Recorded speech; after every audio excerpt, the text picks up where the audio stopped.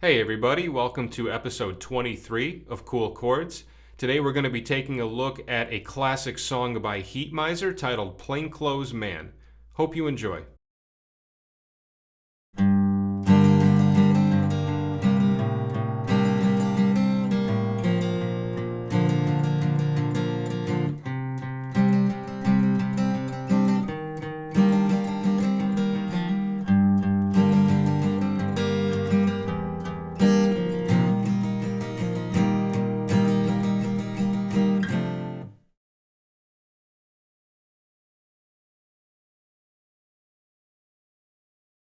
All right, this is such an amazing song. To me, a song like this just completely encapsulates everything that I love about Elliott Smith's songwriting because he has this amazing ability to write these really catchy, great vocal melodies and then put these beautiful chord progressions underneath them.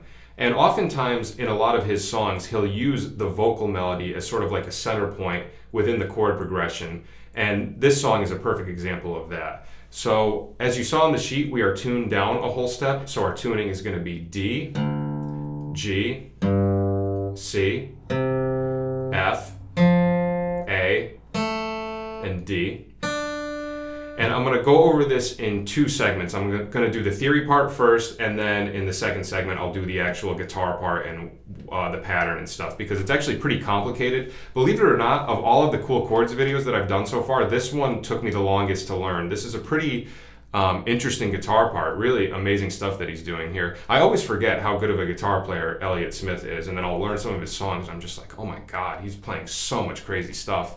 Really astonishing that he was self-taught. I think he was self-taught, I'm pretty sure. So for the theory, we are in the key of G minor, and we start on the 1 chord. And what he does that's so cool is he does this strumming pattern around a G minor chord, but he puts that vocal melody in the top of the voicing. So the vocal melody goes from the 5 down to the 4, down to the flatted third, and he does it with his strumming. All right, very cool. And then the second chord, this is my favorite chord of the whole song. So he stays on the G minor chord, but in the bass he puts an A note, which is just very interesting, sort of tense sounding chord. It's definitely not a chord you would hang on, but it's like a perfect passing chord to create some sort of mysteriousness within the progression. Love that. That movement from that first chord to the second chord, that's my favorite movement in the whole song. So, and he does the same thing because the vocal melody stays as, and he does the strumming with this chord now with the vocal melody on top. So now together we have.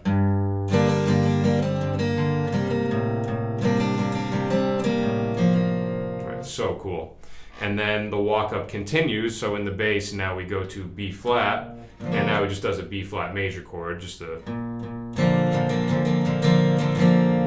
So we started on the 1 chord, then the 1 chord with the 2 in the bass, and then the 3 chord, the relative major. So.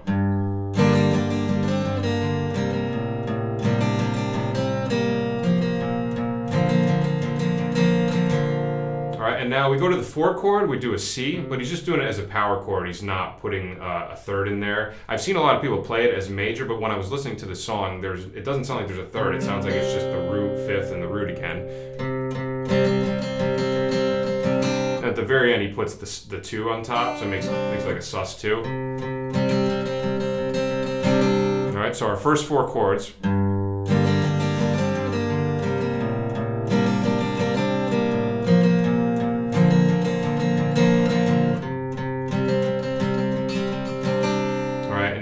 This is a really colorful part right here. I love this part. So the vocal melody from the beginning continues, but now instead of doing it over G minor, he starts on E flat major 7. So he starts on the flat 6 chord. This is so beautiful, and he goes so great. I just love that so much. And so a really big shift now, because if you listen to the first couple chords, starts here. A little dark, and then the next 2 chords are a little bit brighter. Right, starting to get more happy, and then brings it back down. Right, it gets darker again. So I love that contrast. Then we go back to the G minor chord again. Right. I always screw up that pattern. Okay, so now up to the beginning, from the beginning up to there, we have.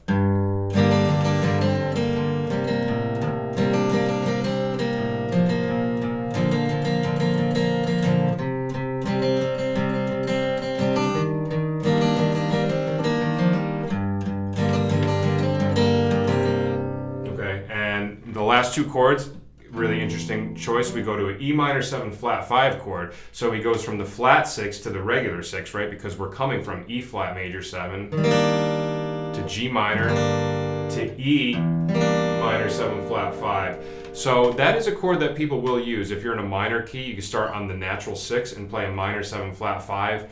And it's basically a similar movement to going to the 4 chord. It's almost like playing the 4 dominant, but slightly different. So for example, if we went from G minor to C7, instead of doing that, go from G minor to E minor 7 flat 5, right? See, similar sound.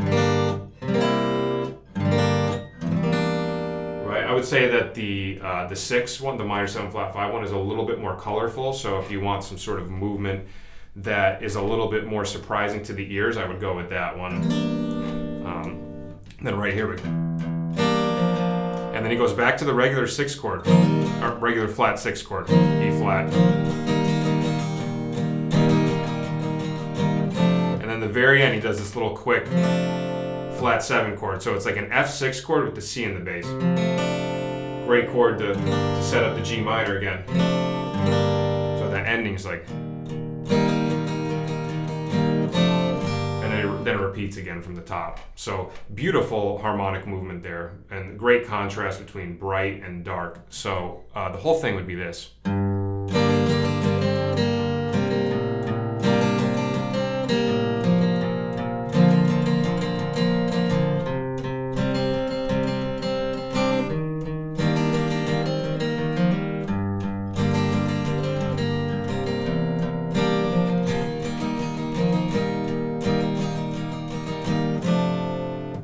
Okay, so now let's get into guitar mode, because it is definitely weird playing these chords and referring to them as like G minor when it really looks like an A minor. So now for the guitar section, I'm just going to talk everything in relative terms as if this was actually A minor, even though technically it's G minor, but just for the naming systems that, you know, our brains are kind of just programmed to think of, it just makes it easier to refer to it as that.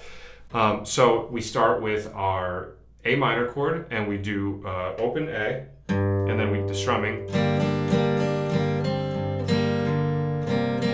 So interesting. So do the open, and then do down up on the A minor, all 5 strings. Then one more down. Then this time we put the pinky on the 3rd fret of the 2nd string, and we do an upstroke. So, and then a down on the open 5th, and then an upstroke on the full chord. So really weird. Like I said, it took me a long time to be able to actually do this. Okay, and then we catch the 2nd fret on the 4th string with a downstroke. All right, and then all you do is this: you take the middle finger off, so it's an open D string now, and you do the D, G, and B string with it down up. So it's.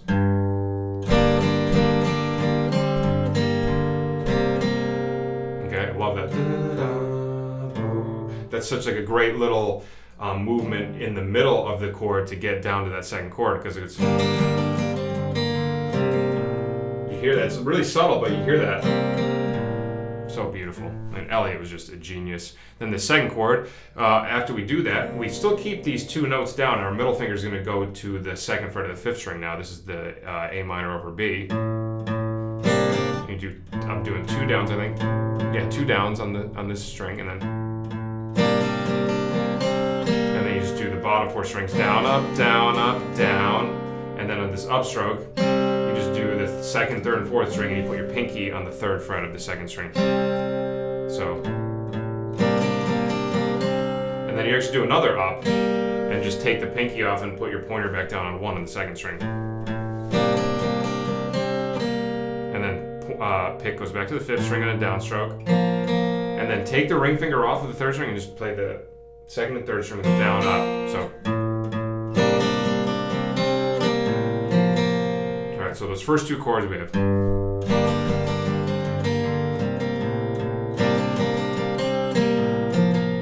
All right, luckily that's one of the harder parts. So we get the hard part out of the way in the beginning. So now we can breathe a little bit. We do a C chord, and this we just go down, down on the bottom note, and then 8 down ups.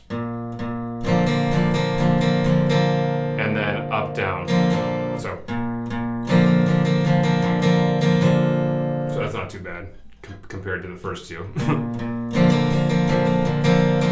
then right here, in the recording, I wasn't hearing a full D chord. It just sounded like he was playing these first 3 notes. So it's like a D chord, but you leave out the 1st string. So he goes 2 downs on the 4th string, and then you do 10 down ups.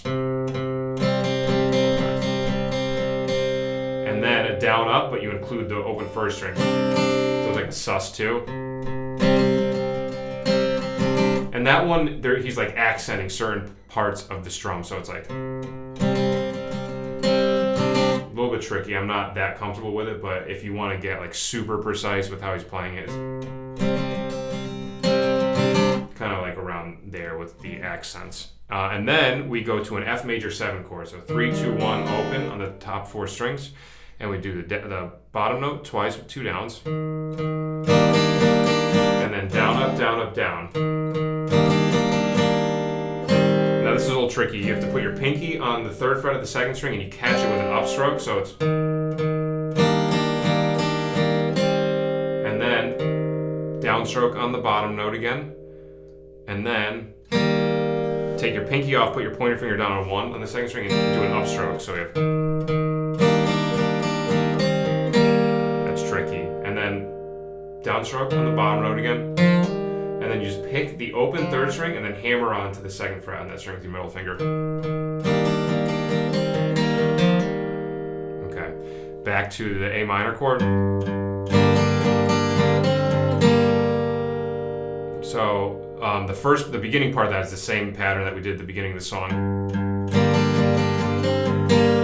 Right there, and there's a little pause, and then we do an upstroke on the open 5th string, and then we take our middle finger off, and then down up on the 4th, 3rd, and 2nd string, down up. So as you notice, there's a lot of like down ups on like 3 string groups with like a finger coming off at the end of a lot of the chords. Like the 2nd chord goes... I screwed it up, but right, there's a down up there and you take your middle finger off. Then also the beginning of the song too, actually, right, we take that off and do a down up. So that's a really common theme that seems to be happening throughout the progression a lot. So we left off.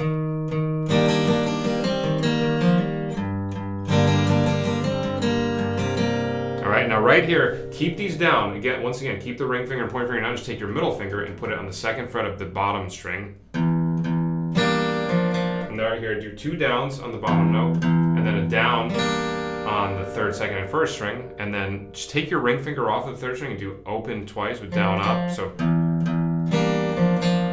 alright, really cool sound. That's E minor 7, or F sharp minor 7 flat 5. Now right here, we go to an F chord.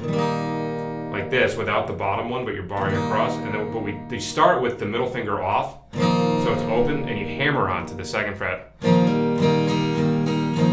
So you go like this, hammer on, and then down, up, and then another down, up, but take the middle finger off and make it open. So now we have, and then we do a little bit more of this F chord. We do a full strum. And then hit the bottom tune, the 5th and 4th string, and then 8 down ups. And then one more down, and then a down on just the open 4th, 3rd, 2nd, and 1st string. So, once again, certain parts that he's accenting. All right. right, so let me run the whole thing slow a couple times and I'll speed it up.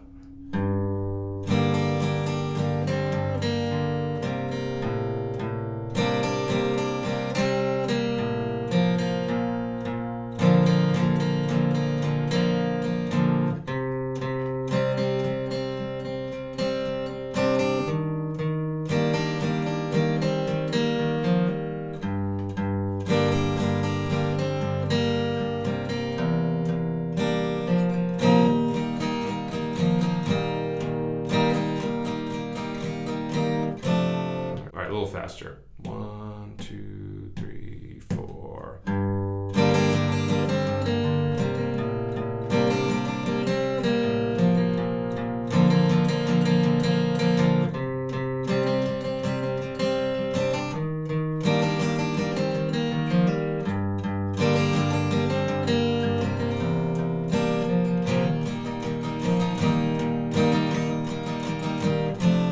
All right, I'll do one more. 1, 2, 3, 4.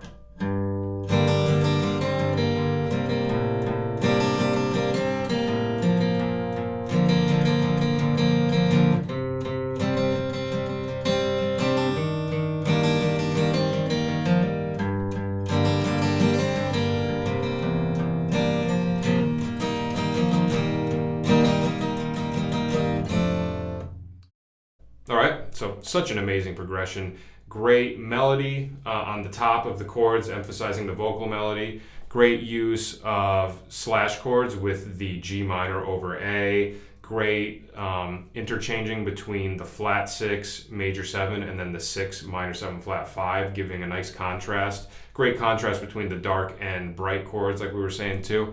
And like I said, just one of the great examples of Elliott Smith's amazing songwriting. You know, I love so much of what he does, and I definitely plan on covering him a lot more in this series because there's so much great stuff to be learned from him. And that's it. So that is our episode for this week. I hope you enjoyed it, and I hope you learned something. And as always, if you would like to support the channel, you can do so at patreon.com/MikeGaudetteMusic or paypal.me/MikeGaudetteMusic. And that is our episode for this week. Thank you for watching. I appreciate it, and I will see you at the next episode. Take care.